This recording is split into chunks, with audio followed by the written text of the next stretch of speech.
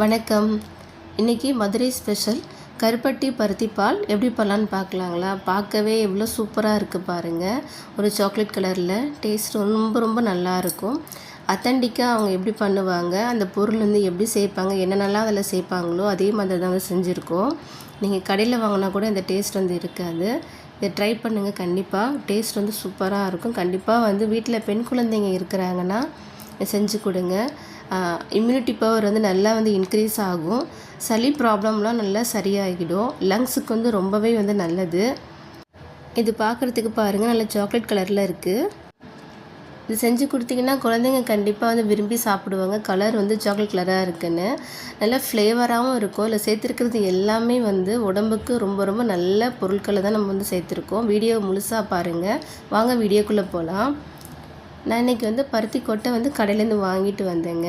இதில் வந்து பார்த்திங்கன்னா நிறைய வந்து டஸ்ட்டுலாம் இருக்கும். நம்ம அப்படியே வந்து யூஸ் பண்ணக்கூடாது. மேக்ஸிமம் வந்து க்ளீன் பண்ணாமல் தான் வரும். நம்ம வந்து க்ளீன் பண்ணி வந்து எடுத்துக்கணும்.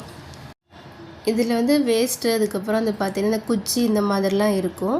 அதெல்லாம் நம்ம செப்ரேட் பண்ணி வந்து க்ளீன் பண்ணி வந்து எடுத்துக்கலாம். இப்போ க்ளீன் பண்ணி வந்து எடுத்துட்டேன். இதில் எவ்வளோ இருக்குது பாருங்கள் வேஸ்ட்டு. ஸோ இந்த மாதிரி எடுத்து வச்சுக்கிட்டோன்னா நம்ம செய்கிறதுக்கு வந்து ஈஸியாக இருக்கும். இந்த மாதிரி நம்ம க்ளீன் பண்ணி வச்சுக்கிட்டோம். நம்ம வேணுங்கிறப்ப டக்குன்னு எடுத்து வந்து செஞ்சுக்கலாம். வாங்க இப்போ எப்படி பண்ணலான்னு பார்க்கலாம். நான் இன்றைக்கி ஒரு 300 கிராம் வந்து பருத்தி கொட்டையை வந்து எடுத்திருக்கேன். இதை நல்லா வந்து கழுவிட்டு வந்துடலாம். ஒரு 2-3 தடவை நல்லா தேய்ச்சி கழுவிட்டு தண்ணி விட்டு ஒரு 8 மணி நேரம் நல்லா வந்து ஊற போட்டுருங்க. அப்போ தான் நல்லா வந்து பால் வந்து அதில் கிடைக்கும். எந்த டம்ளரில் எடுக்கிறீங்களோ அதே டம்ளரில் ஒரு 1/4 டம்ளர் வந்து பச்சரிசியை கழுவிட்டு ஊற போட்டுடலாம். நான் 300 கிராம் வந்து பருத்தி கொட்டை எடுத்திருக்கேன். அதுக்கு வந்து ஒரு அச்சு வந்து கருப்பட்டி வெல்லம் வந்து எடுத்திருக்கேன். இந்த வெல்லத்தை வந்து உடச்சி நம்ம ஃபஸ்ட்டு ஒரு பாத்திரத்தில் வந்து சேர்த்துப்போம். சேர்த்துட்டேன். இது வந்து கூட தேவையான அளவு தண்ணி சேர்த்துக்கலாம். நமக்கு பாகுதெல்லாம் தேவையில்லை. வெல்லம் நல்லா வந்து கரைஞ்சி வந்தால் போதுமானது. இப்போ அடுப்பில் வச்சு இது நல்லா வந்து கரைச்சி வந்து எடுத்துப்போம். கிண்டி விடுங்க, அடி பிடிச்சிக்காம. இதுக்கு சின்னதாக வந்து ஒரு தேங்காய் வந்து எடுத்திருக்கேன். இந்த தேங்காய் வந்து உடச்சி பாதி தேங்காய் வந்து பால் வந்து எடுத்துக்கலாம். தேங்காய் அரைச்சி வந்து பால் எடுக்கிறப்ப வந்து 2-3 பால் வரைக்குமே வந்து எடுத்துக்குங்க. தண்ணி நிறையா விடாமல் கொஞ்சம் கொஞ்சம் தான் விட்டு ஒரு 3 பால் வரைக்குமே வந்து தேங்காய் பால் வந்து இந்த அளவுக்கு வந்து எடுத்து வச்சுக்கலாம். இப்போ ஊற வச்ச பச்சரிசி நல்லா ஊறிடுச்சு. இதையும் வந்து மிக்சியில் நைஸாக அரைச்சி எடுத்துக்குவோம். சுக்கு, மிளகு, ஏலக்காய், அதிமதுரம், திப்பிலி எடுத்திருக்கேன். சுக்கை வந்து மிக்சியில் அரைக்கிறதுக்கு முன்னாடி தட்டி வந்து சேர்த்துக்குங்க. ஈஸியாக வந்து பவுடர் ஆகிடும். இப்போ இதெல்லாம் மிக்சியில் பவுடராக இந்த மாதிரி வந்து அரைச்சி வந்து எடுத்துப்போம். ரொம்ப டேஸ்ட்டாக இருக்கும், ஃப்ளேவராக இருக்கும். இதெல்லாம் கண்டிப்பாக சேர்க்கணும். பருத்தி கொட்டை நல்லா வந்து ஊறிடுச்சு. இப்போ நல்லா பிழிஞ்சிட்டு தண்ணி இல்லாமல் மிக்சி ஜாரில் வந்து சேர்த்துக்கலாம். எல்லா பருத்தி கொட்டையும் வந்து மிக்சியில் தண்ணி இல்லாமல் சேர்த்துட்டு ஃபஸ்ட்டு கொரப்பாக அரைச்சி தண்ணி விட்டு நைஸாக வந்து அரைச்சி வந்து எடுத்துப்போம். பாருங்கள், நைஸாக வந்து அரைச்சிருக்கேன். இப்போ இதை வடிகட்டி வந்து பால் வந்து எடுப்போம். நீங்கள் நிறைய குவான்டிட்டி செய்கிறதா இருந்தால் கிரைண்டரில் கூட வந்து ஆட்டி வந்து எடுத்துக்கலாம்.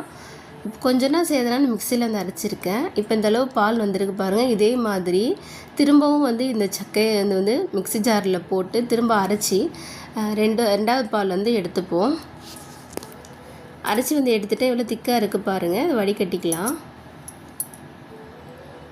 இதே மாதிரி நமக்கு நல்லா வந்து பால் வர வரைக்கும் 2-3 தடவை வந்து அரைச்சி வந்து எடுத்துக்கிட்டோன்னா பால் வந்து நமக்கு ரெடி ஆகிடுச்சு. இதுக்கு நல்லா அகலமான கனமான ஒரு பாத்திரம் வந்து எடுத்துக்கிட்டு அதில் இந்த பாலை வந்து சேர்த்துக்குங்க. இது கூட அரைச்சி வச்ச பச்சரிசி அதை வந்து சேர்த்துக்கலாம்.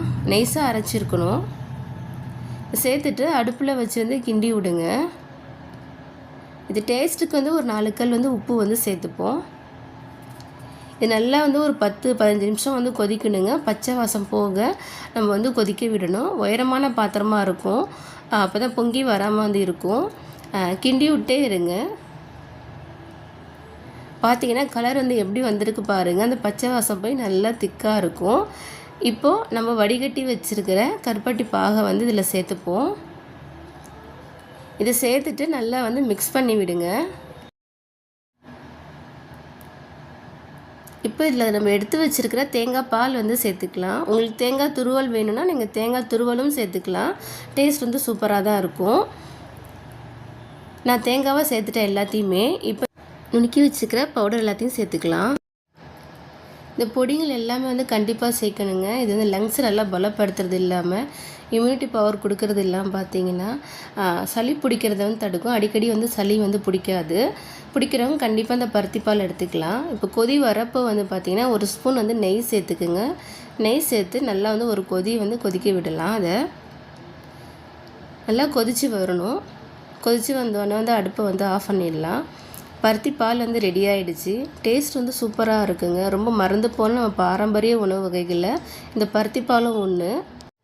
உங்கள்கிட்ட கருப்பட்டி இல்லைன்னா வந்து வெல்லம் சேர்த்துக்கலாம். வெல்லமும் வந்து டேஸ்ட் நல்லாயிருக்கும். கருப்பட்டி சேர்த்திங்கன்னா வந்து அதோடைய மருத்துவ குணம் வந்து நமக்கு நிறையா வந்து முழுமையாக நமக்கு வந்து கிடைக்கும். அதனால தான் வந்து கருப்பட்டி வந்து சேர்த்து செய்யுங்க நான் சொல்கிறேன். டேஸ்ட்டு சூப்பராகவே இருக்குங்க. ஒரு தடவை செஞ்சு குழந்தைங்களுக்கு பழக்கப்படுத்திங்கன்னா கண்டிப்பாக இது வேணும்னு வந்து கேட்பாங்க. நீங்கள் அடிக்கடி வந்து செஞ்சு கொடுப்பீங்க. பெண் குழந்தைங்களுக்கு மெயினாக வந்து செஞ்சு கொடுங்க.